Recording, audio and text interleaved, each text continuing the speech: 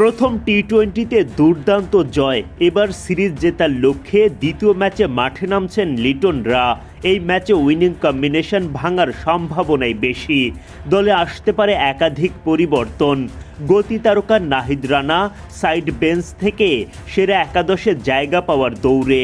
কপাল খুলবে কি অলরাউন্ডার মেহেদী হাসান মিরাজের?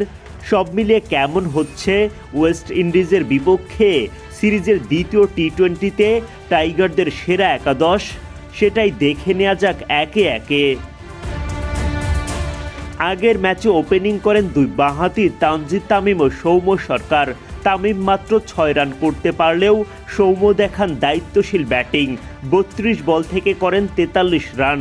সিরিজ জিততে সৌম্যর ব্যাটে এবার আরও বড় ধামাকা দেখার অপেক্ষায় ভক্তরা।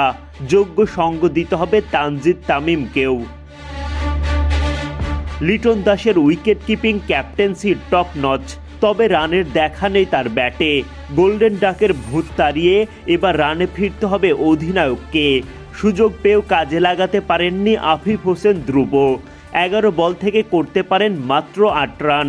আফিফ কি আরও একবার সুযোগ পাবেন, নাকি একাদশে ফেরানো হবে মেহেদী হাসান মিরাজকে? টিম ম্যানেজমেন্টকে মেলাতে হবে এই জটিল সমীকরণ। প্রথম টি-20তে ওপরের সারির ব্যাটারদের ব্যর্থতার ভিড়ে মিডল ও লোয়ার মিডল অর্ডারে কার্যকরী ভূমিকা নেন জাকের আলী অনিক, শেখ মেহেদী ও শামীম পাটোয়ারি। জাকের মেহেদীরা খানিকটা রয়েস হয়ে খেললেও শামীম করেন মারকুটে ব্যাটিং। সিরিজ জেতার লক্ষ্যে তাদেরকে এবার দিতে হবে সামর্থ্যের সর্বোচ্চটা। শেখ মেহেদী বল হাতে দুর্দান্ত ফর্মে। এমন বোলিংয়ের ধারাবাহিকতা ধরে রাখাই তো বড় প্রত্যাশা। সাথে লেগ স্পিনার রিশাদ হোসেন তো থাকবেনই। টাইট বোলিংয়ে ক্যারিবীয় ব্যাটারদের চেপে ধরতে পারলে বিজয়ের হাসি থাকবে টাইগারদের মুখেই।